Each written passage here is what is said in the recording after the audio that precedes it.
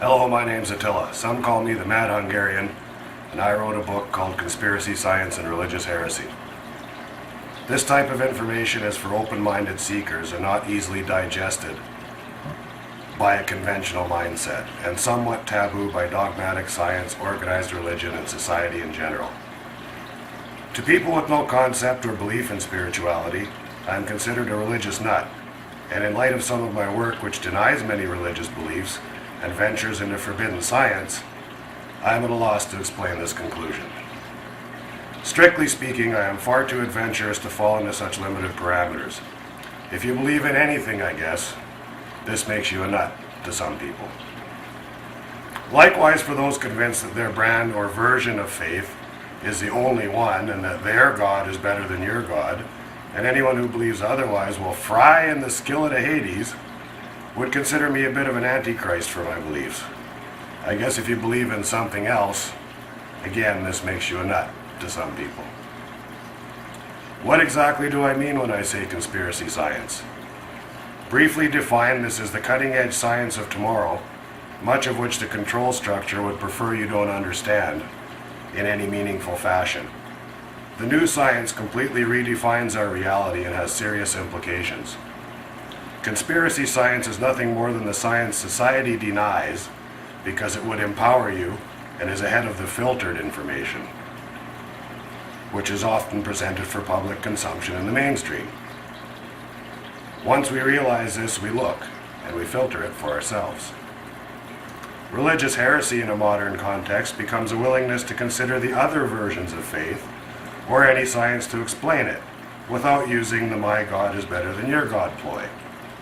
This would also include any attempt to explain this in a meaningful way through science.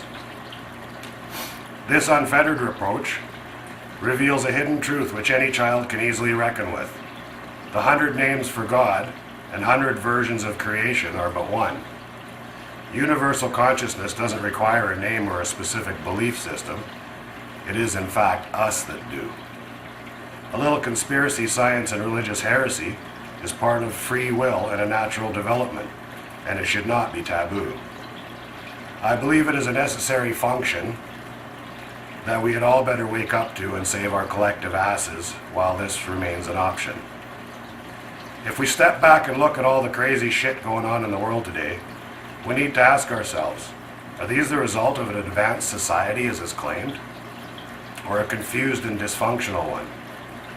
Yet despite the spiritual conflicts, environmental failures, societal breakdown, false wars, resource shortages, fake financial collapses, which are all wrapped in oppressive government with overtaxation and a need to constantly erode personal freedom, we are repeatedly told how modern and advanced our society is.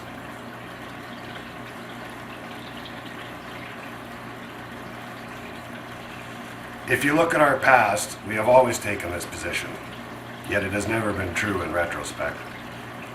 Maybe it's time we face the music and admit that all this smoke blowing up our asses is starting to burn our holes. Let's be honest about our situation. A big brother world sucks, just like George Orwell told us it would. Remember the Ministry of Faith and the 3 slogans they employed? War is peace. Freedom is slavery. Ignorance is strength. We seem to be adopting these. Some people actually accept statements like these if issued by the authorities. In fact, they tell us crap like this all the time. Terms like peacekeeper missiles and friendly fire or democracy are but 3 obvious examples of blatant mistruths reworded and digested by the sheeple. On a humorous note, my premise offends atheists, dogmatic religion, entrenched science, and even some on my side of the fence as well. So frankly, I know I'm onto something significant. If you want a little confirmation on this issue, just try to answer a simple question we all ask as children as we become aware. What am I and why am I here? Somewhere between that time and now, can any of the aforementioned institutions provide us with a decent answer? Not really, unless we accept a science which ignores consciousness, or a faith with no basis in science, and we are easily satisfied or we are easily amused. I found out why this occurs and can now see what the fuss was about.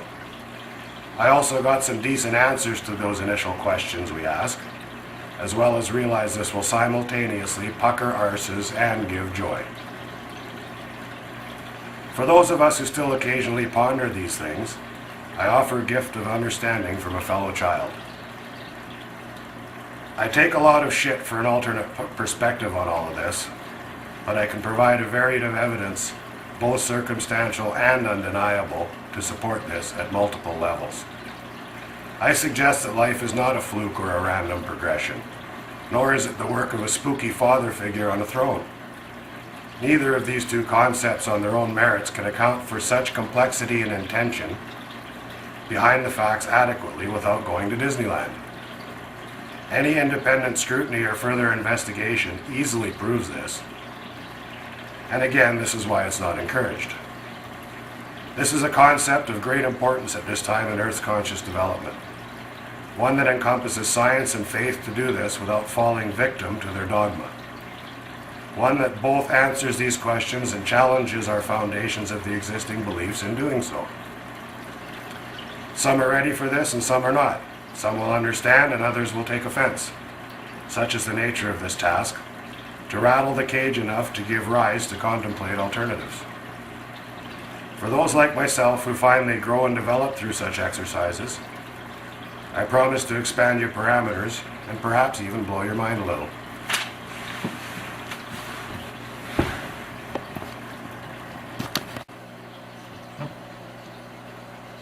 Man, is he ugly. What the hell is this guy babbling about? I guess I'll have to start with the past. The gig is over as far as concealing and misrepresenting the past history of human life on this planet.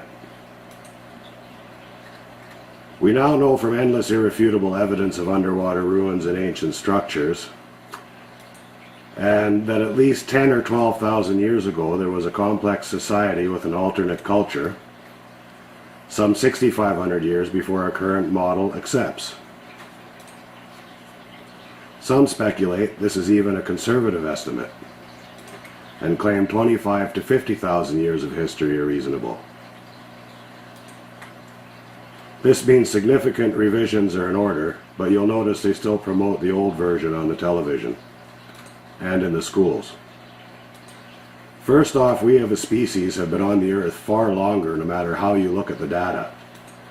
And this means Atlantis and the Great Flood and epic tales in our Bibles about the Garden of Eden and fallen angels actually have a place in a revised version of history.